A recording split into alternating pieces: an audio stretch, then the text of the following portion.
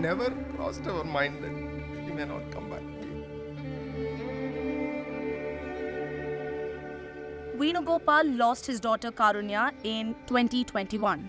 He claims that because of the rare side effects of Covishield, he lost Karunya in 2021. Since then, he's been trying to get justice for his daughter, saying that he has been moving courts. And only now, recently, after the UK courts developments, where AstraZeneca had in its court hearing said that yes, there are rare side effects caused by the COVID vaccine. Now there are at least 7 other families who've lost their loved ones, who've come together, and they are all set to sue Serum Institute of India. Serum Institute of India, meanwhile, on the 8th of May, in a statement, had said that it had stopped the manufacturing and supply of Covishield since December 2021. Remember, SII was in fact responsible for the supply of AstraZeneca's COVID vaccine under the brand name Covishield, and said that since 2021 December, it had stopped the supply and manufacturing of Covishield. And following the withdrawal of AstraZeneca's COVID vaccine, SII said that it fully understands and acknowledges the concerns around the vaccine, and adds that it in fact says that it is committed to transparency and safety, and had taken all the required steps to in fact disclose the rare side effects of Covishield. That's the statement issued by SII on the 8th of May. We in fact had sent emails to SII, but there has been no response yet. Meanwhile, a spokesperson from SII we spoke to said that the company is not ready to comment just yet. So SII in fact says that they will not be commenting on the issue. Meanwhile, the statement issued on the 8th of May by SII clearly says that yes, they have stopped the additional supply of Covishield vaccine since December 2021 and is committed to transparency and safety. That's the word that's coming in from SII.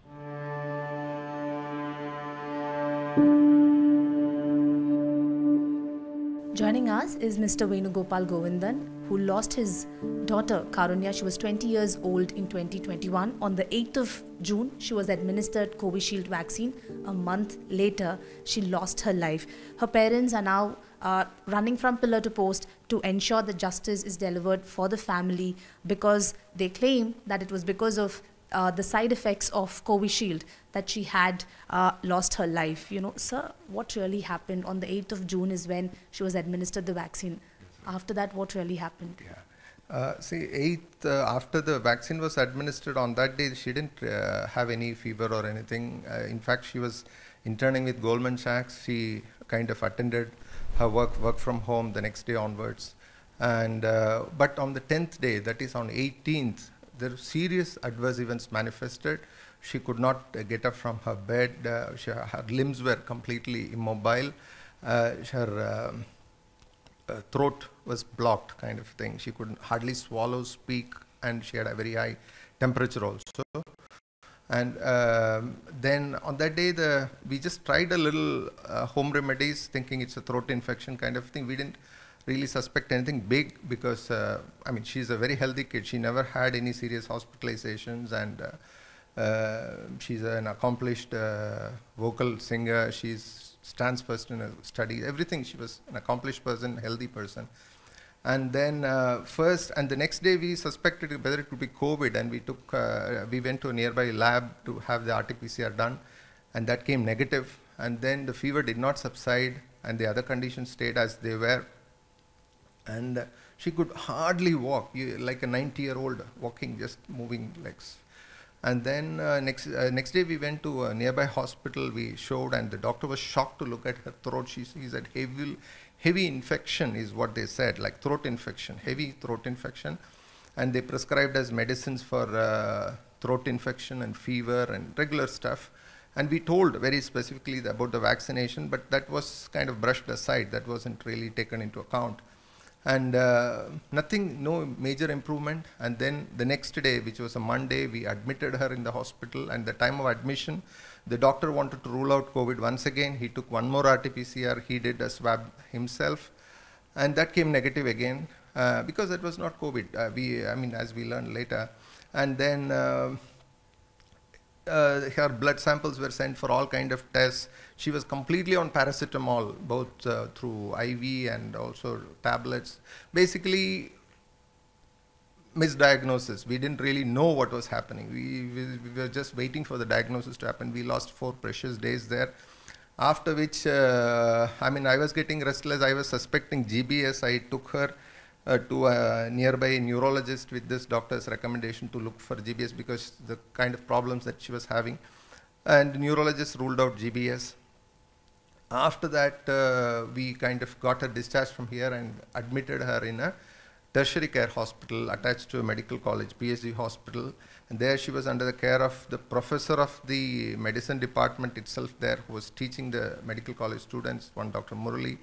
Even there, he was clueless actually. All diagnostic work happened for the nearly 2.5 weeks basically there. We lost precious time and we were fools. Like, we didn't really know that we were losing time. We thought she's under the best medical care and they are doing things, and it's a fever, it'll get better tomorrow. I never thought like why it's taking so much time, something that's, I mean, I will regret that stupidity for the rest of my life, but that's over.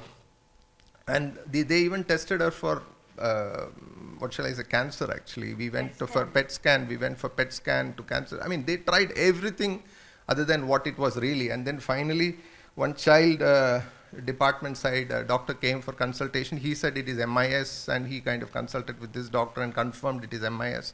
And then they started steroids and IgG treatment. I think it was too late by then. That didn't yield results, and last 2 days she was in ICU. I will not go further into the details of how it unfolded. It was terrible basically, the way she was rolled, taken to ICU, and then we lost her on July 10th. That's the story basically. And then I mean, we were completely shocked because the last 2 days we had that's the only time it kind of struck us we may lose her, kind of thing. Till then it never crossed our mind that she may not come back. We were kind of telling her, oh, she's getting treated, it's going to be all right, kind of a thing. But the thing that she's a brave girl, she doesn't speak out much, she doesn't tell the problems, she doesn't get scared, she doesn't say, oh, I'm worried or anything like that. I mean, we failed her, I should say. And then she died. I know. So I'm sorry. After that, on the 7th, after 6 days after that, on 16th of July, I wrote to the Prime Minister's office in the PMO portal. I made a very clear complaint. I started a change.org petition informing everybody that such things happen, because my first interest was telling the whole world. I literally wanted to go to the rooftop and shout that this is happening, please don't take the jab. And the way that was available to me, I just wrote a change.org petition. I tagged that. I wrote to the PMO office saying that please investigate this. This is perhaps not required to this age group and all that stuff. I wrote a thing. It was like a stone in the well. Nothing happened. And when I registered, I got a reply back with the officer who's delegated to this thing, one Sarita Nair, IAS. So I wrote immediate mails to her saying that, see, please look at this is my registration number. Please look at it immediately. Immediately take steps and stop this. No replies. Then I wrote to Coimbatore collector tagging all of that. No reply. Then I wrote to Ministry of Health, Secretary of Health. No reply. I wrote to DG, Director General. No reply. So literally a bunch of attempts were done, absolutely no reply. In the meanwhile, what happened was, because all this happened, I started digging more and more into the internet, like about this vaccine things, and I started seeing vaccine deaths here and there.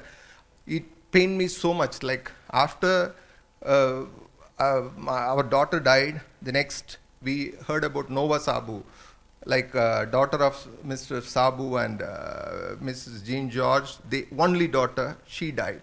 Then we learnt about the death of Mahima Matthew, a lady with twins, pregnant with twins. She died. And I mean, my memory is failing me. There are so many deaths. It happened one after the other, and every time helplessness, and I can only cry. Somehow we see a news item, we see so-and-so dies, and this news comes in some corner, in some vernacular thing, and only if you look for it, it's not covered by national press. It doesn't become mainstream media news, nothing. Then somehow I find who is there in that particular location, somehow try to get their phone number, contact number, I connect with them. That way 8 families have connected now, like who lost their children in the period from that June till September. And one Kiran, Yeah, the one, her son, only son, Hitesh Kadave in Bombay, he takes the jab at 10 o'clock in the morning. 11 o'clock he gets a headache. He says, I'm going to home and take rest. And after that 1:30, his mother tries to reach him. He's not answering. Then she's requesting his friends to go and knock and see, door is not answered. They break open and go in, and he's lying dead.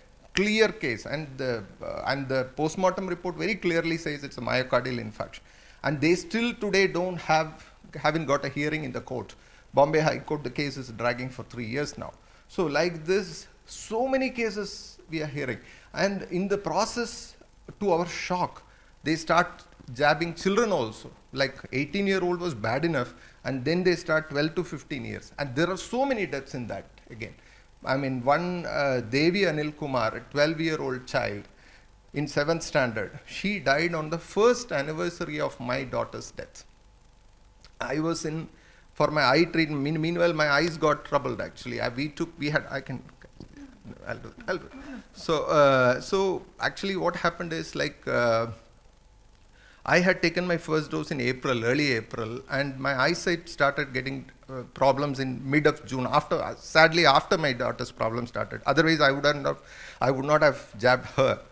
So, and that became worse. It's called Graves' disease, hyperthyroidism, and all that stuff. And that worsened, and through steroids, and so many issues happened on that front. So to treat that, we had gone to Sridhariyam. It's a hospital in Kottayam. While we were there on that day, which is 2022, July 10, July 10 she died, 11 we were there, like that's when we are realizing, we are hearing this news. It came as such a, I can't even put it in words how I felt. I felt worthless. I wanted to, because I'm not able to stop others dying because I lost my daughter still. And all this happened, and then subsequently we somehow connected, and the parents, I connected with one other, Rachana Gangu, who is actually through Awaken India movement. There is a movement called Awaken India movement, which was active in this sphere, trying to bring awareness, and they had built a meticulous database of all vaccine victims gathered from various media, like online and offline. So I managed to get the Excel of that, and in that, then I managed to connect to one person who put me across. There are a lot of good souls in this particular process, a lot of volunteers. If you go to internet, there are so many. If you need to just go to Awaken India Movement tag and just see whoever they are following and their followers. You see plenty of good people trying to bring awareness from the early days. So, and then this case, I got also added to the case which Rachana Gangu was almost in the stage of finalizing, fighting in the Supreme Court. And so we two together filed the petition. We kind of decided on the content of the petition. It was a civil writ petition. And so that case got filed in October 2021. Senior advocate Colin Gonzalez is representing us. And that is, strangely, that is still in the pre-admission stage. Can you believe that? October 2021 we filed. And we got a hearing only on 1st March 2021, actually. 24, like, see, first, the court gave an order, served notice to the government, all the respondents to reply. And the only respondent who replied was the Ministry of Health. That was after 1 year, actually, they responded. They filed an affidavit. That made a little news also, in which they said, we are not responsible for any vaccine deaths because vaccination is voluntary and vaccination does not require informed consent also. These were the atrocious statements given by government in the affidavit in sum and substance. Of course, they said a lot of lies and a lot of other things which are not, which doesn't behove a government that should be taking care of its citizens. But this is the sum and substance. And so then we filed a very detailed rejoinder, breaking every single of their lie. And that rejoinder was filed in last year, 23 November we filed actually. And after that rejoinder has been filed, nothing much happened. So we requested our lawyer to ask for a date, mention and ask for a date, and we got the date on 1st March. The 1st March it came from in front of the bench, and the judge posted it after 4 weeks. I traveled to Delhi to see the hearing, but hardly it lasted 30 seconds. The judge flipped through the page and she said, list it after 4 weeks. Oh, so you want compensation? List it after 4 weeks. People don't understand compensation is not the thing that we are after. Right? Who wants compensation after losing one's child. What we are after, that is just a tool to make people see what has happened actually. The atrocity that has happened, the crime that has happened, and to prevent others from falling into the same trap. And maybe there are so many other families where it has taken away the breadwinner, where compensation matters really. For them it does matter also, but not for us thankfully on that front. But they put it on a narrow vision of compensation. That's very painful, but we can't really control how people see things. So she said post it after 4 weeks. And that 4 weeks never happened after March 1st. Now we are in May 7th, and still that date has not come. So we are looking forward to that date, and that date, the hearing will be whether to admit this or not in the Supreme Court. Can you imagine the way our judicial system works? There are 2 children who have died, one from Coimbatore, one from Telangana, and it is so representative of the country, and it needs to be discussed in a forum at the national level, and then there, just process. It needs to be discussed at a national level. And still, the court is yet to decide whether it will be admitted or not. I hope they will take the right decision and admit it. It must be fought in the court. It must be argued in the national court. It needs to be heard in the whole country. And we need to do the right things in such a way this kind of crime will never happen. Let me elaborate what I mean by the crime. The thing is, there are 2-3 facets to it. One is, you introduce a new intervention, medical intervention, call it vaccine or whatever. That medical intervention has not undergone the full long-term testing or anything like that. And in fact, in this case, it's a novel technology. Adenovirus vector-based technology is Covishield. And so this one has actually been tried once earlier, and it was stopped because in human trials, 1 person died. And that's such a thing, you're rolling it out on a national scale. Okay, we can argue for their sake, playing the devil's advocate. Okay, we are in a crisis, we need to take some step. Actually, that's not a crisis. We'll not even get into it now. And even then, you know that this is something novel, new. You're supposed to give full disclosure that, see, this is emergency use. We don't know whether it will have any long-term effect.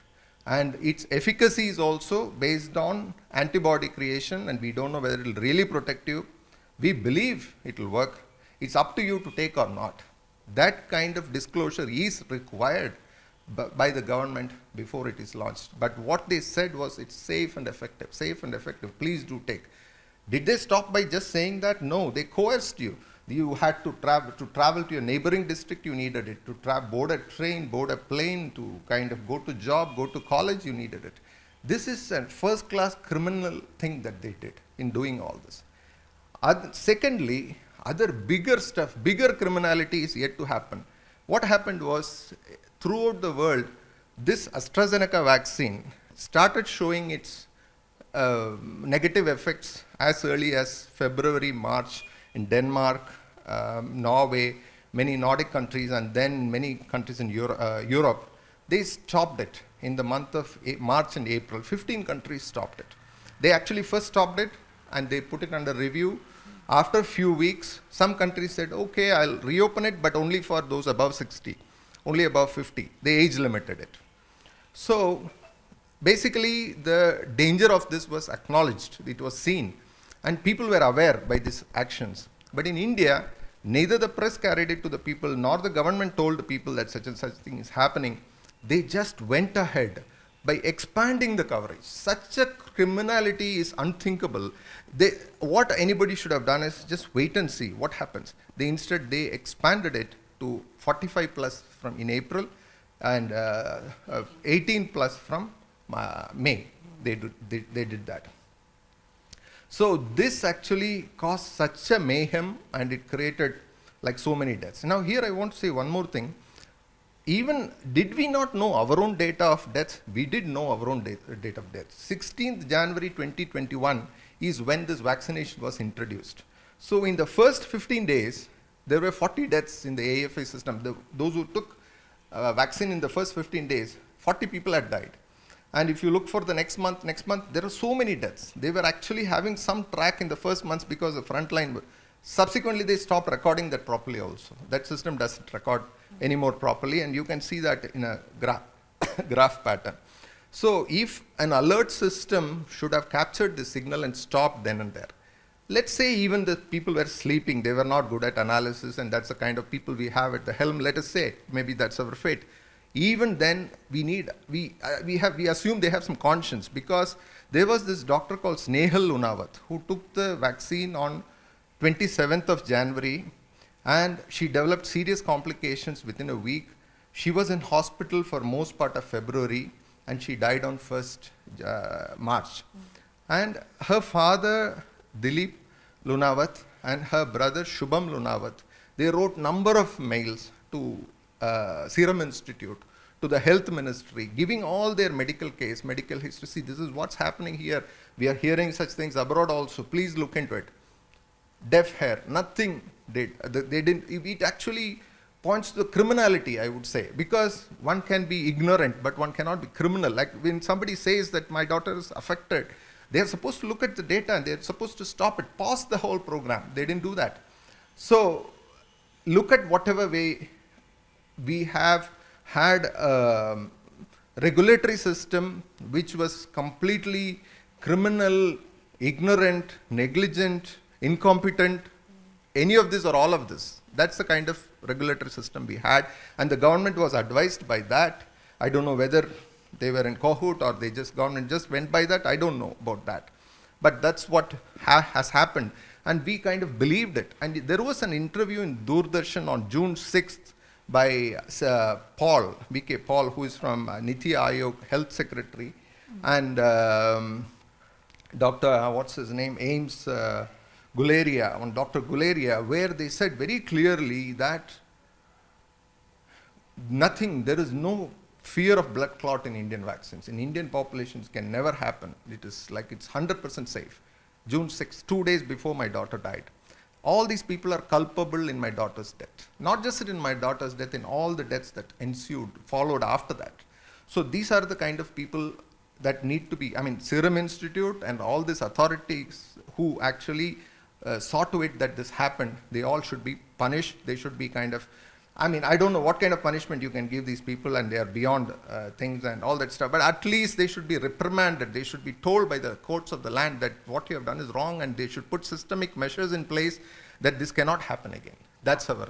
Are you planning to sue Serum Institute of India? We do. Actually, it's going to be a class action. Right now, we are 8 families. And another sad and interesting development is, after this news got picked up, after the Times of India news came, and after in Twitter, it became a little viral, 6 other families have connected to me in direct messages of those who lost their loved ones have been lost within a short span of time after vaccine. One girl, she took today and died next day. And another person who took on 11th day, the person died. And so on. Like 3 cases now we have, and another person, again, the 12th day, she has died. So these 3, I have got the documents now. What I'm doing is, whenever anybody comes like this in DM, I'm asking them for documents, vaccine certificate and the medical records, autopsy report and so on. So 3 very clear cases of vaccine death I've got, which is not captured in the AFI system at all.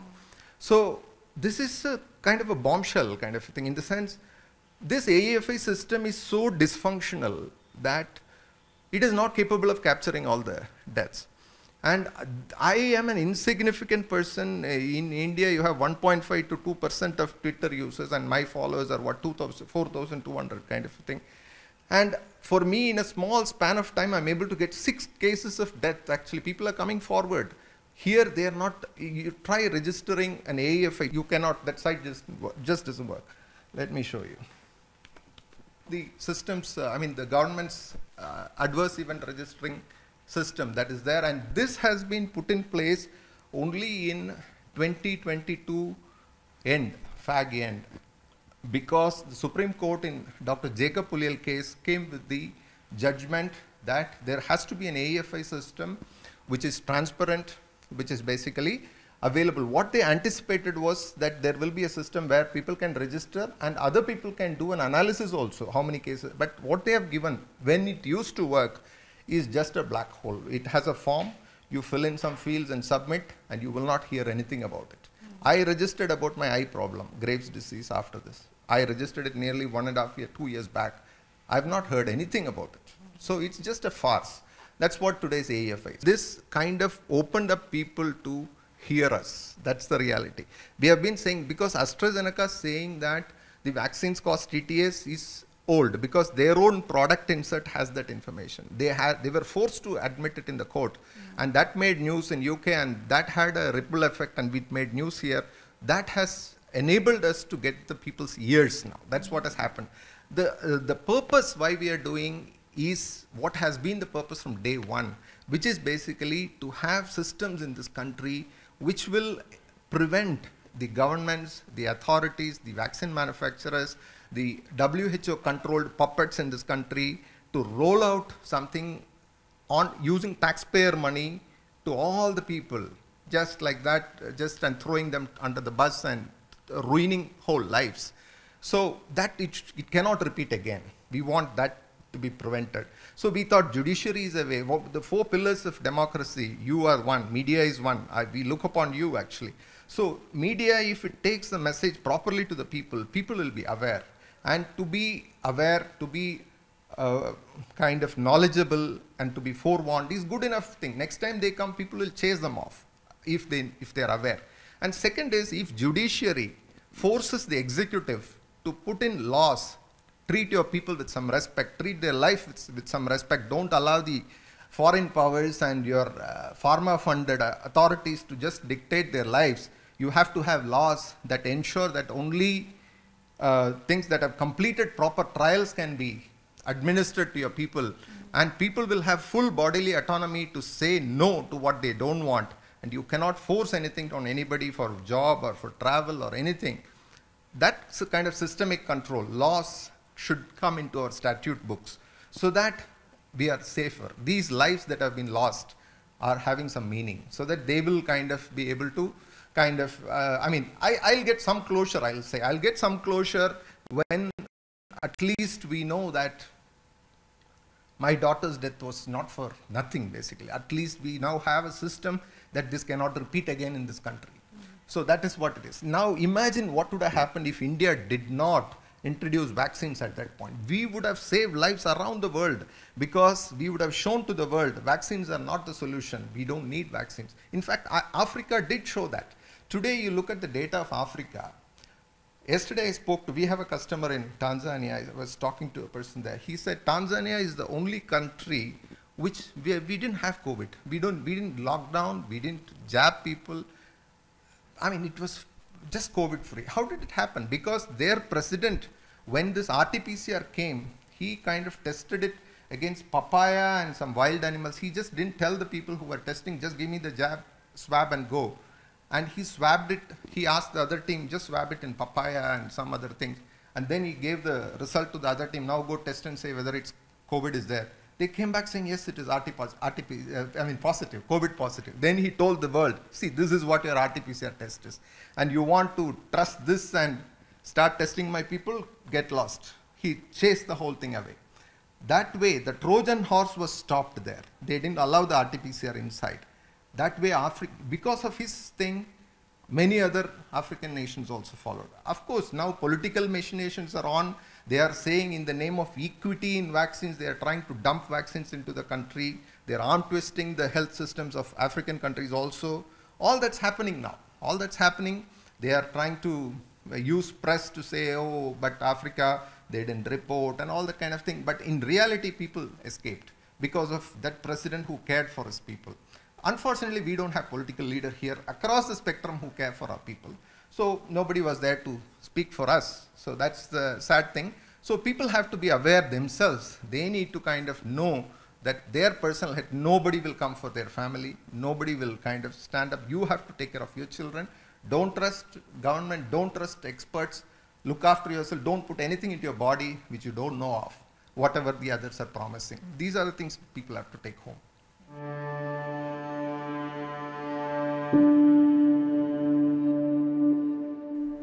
It's been 3 years since you lost your daughter. What is your message to the Indian government? Because over the last 3 years, you've been working hard to create awareness, to tell people about Covishield and the concerns over the vaccine. Yeah, according to them, they say that they talk on data. They say, like, it has worked, it has done wonders to so many people, and it is only few when compared to data. I'll talk about this data. They are talking about injections which has been given so many million people. When we were grieving on our daughter's death, we get a message that we have got a second dose. We have never moved from our house, and we have got a second dose certificate. And there's one more person who contacted us. The person is dead, and then after his first dose, and he is given a second dose certificate after his death. So After that, 2 billion vaccinations. 2 billion vaccination is not a... The second thing, people are asking, how come so many people were vaccinated and still so many deaths? The thing is, most of the second dose and the booster dose, so it was a failure, like people didn't take only. The second dose itself, lot of this is SMS only vaccination, because I understand about 800 rupees or so is allocated per vaccine, and people at different levels must be pocketing it. So people were just sent SMS, you have got vaccinated, you got vaccinated. So a lot of people, that also happened actually. See, it is like we are a small person in this big country, and this is a kind of data which we are getting. So you can imagine, avanga data we naanga thiruppi kudukrom. We are also following data. இப்போ இதை அப்படியே manipulate பண்ணி பாருங்க. 10 பேரில் 3 பேருக்கு ஒரு ஆளுக்கு இறந்த பேருக்கு இது கிடைக்கும். Yeah, one person is getting a second dose after his death. And we are grieving on our daughter's death. We have never moved out of our house. We both are getting a second dose certificate. And this is the thing what data talking. They're talking full of lies. Full of lies.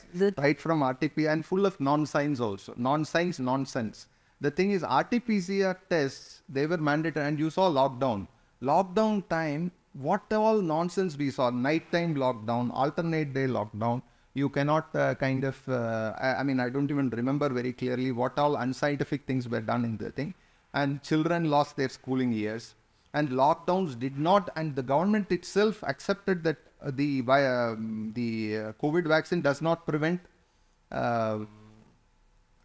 transmission or prevention. Okay, let's talk about that, man, for a minute. That is, there are two aspects to each vaccine. One is efficacy, and also second one is safety. Safety record, though, we know is dismal. Nothing. It's like it has killed so many people. We have seen it. I am an example myself.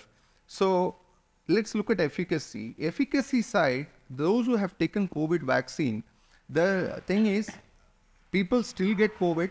They can still transmit. They are saying they can still transmit. And those who get COVID, they can even die. There are so many COVID deaths which are fully vaccinated.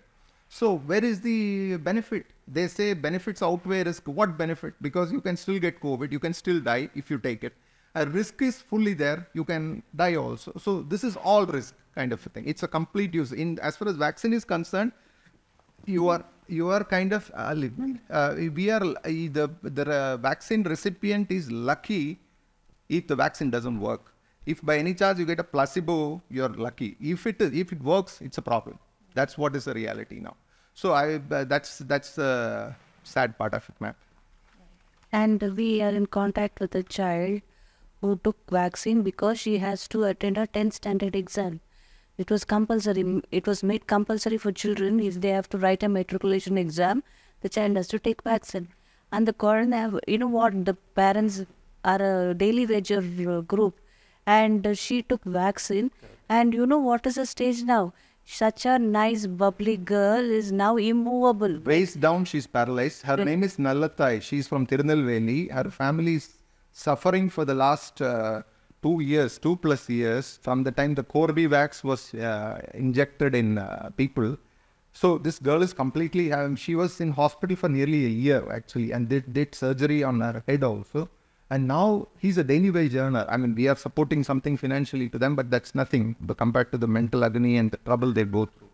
But the thing is, so many such cases. Her own friend's son, who's 26, 27, he just had a brain stroke. He's an athlete. He wanted to join military, and he was an athlete. And then exactly, it's not like 1 week, 2 weeks. It just happens gradually also. After a month, he just goes to his friend's birthday party. There he just faints, and then the friends take him to the hospital. They say blood clot. Such an healthy boy, morning he goes to this Bangalore Kantirwa Stadium to run, and he does 4 to 5. Now he is completely his mother, only child. Mother is dependent on that son. And then now he is like, he goes to, she went to the doctor said he's got clot in the head and he is paralyzed, one side it is paralyzed. Then she said, you please give back my son as is. She took the surgery in the cranium. So she said, no, give back my son as is. She bought her son. She went for some Ayurvedic treatment. Now she is like, he can move. So he is like, he's going to a nearby place where, very close to the house, where he sits and engages himself. Some clerical work. A very healthy person. Very healthy person. Right Because now. life is all Many people family. It is not, when they say equation for so many population, one goes. It is not one. It is one family which is getting Not even that ruined. number, that ratio is wrong. That ratio is completely wrong. How can you say when a child from a family goes away, a person, a bread earner from a family goes away, they call it as one? It is one family which is going. And it is the kind of agony and sorrow which is creating all over. That they should have some human value. The value system is going away. How will you believe people? How will you believe health? How will you believe hospitals? How will you believe doctors? You will lose belief in everything which is around you. Okay, and kind of mental agony the family is undergoing. For what? For just believing the government? Actually, for trusting the government? They never needed the vaccine. They never needed the vaccine. That's the whole. It is for being a very good citizen. It is for listening to whatever they told. They said, shut down, sit inside the house, we sat. They said it is safe, we took. That is the only mistake we have done. Yeah, that's indeed a mistake. We should not listen to them. That's something I want to tell It is. Ma'am, one more thing I want to say. Like, see, whatever we said now, it is possible that it is perceived as something coming out of grieving parents. They are just emotional and they are just busting out and all that stuff. I'm telling you, for the last 2.5 years, I've been only researching this in most of my waking hours. I can debate every single point with any expert in this country who wants to say pro-vaccine thing in any forum with data. Actually, just give me enough time, let them put their points, I will put the points on the other side and let people decide. This is not that I am just saying that because I am just emotional, I lost my daughter. No. This is harmful to the whole country. It's harmful for the people. A crime has been committed and we want to prevent that from happening again. Truth has to come out. So that's the whole purpose. So if people are trying to paint it as, okay, it's the outburst of a father, grieving father. No, it is not. It is basically the facts of somebody who has seen it a little late. But yes, I've seen it now. I want the good channels like you to give us a platform to take it to people. I'm completely willing to, in a very respectful way, argue with any other expert. Let them present their facts. I will present my facts. Let us argue in a very scientific, adult-like, proper way, and let us put the facts in front of the people and let us debate it. Because this is a debate that needs to be done. It should have been done 3 years back. Better late than never, because in the life of a country, 3 years is okay. Like at least let's save the next 300 years. So we must have this debate. I request you to organize that. Thank you.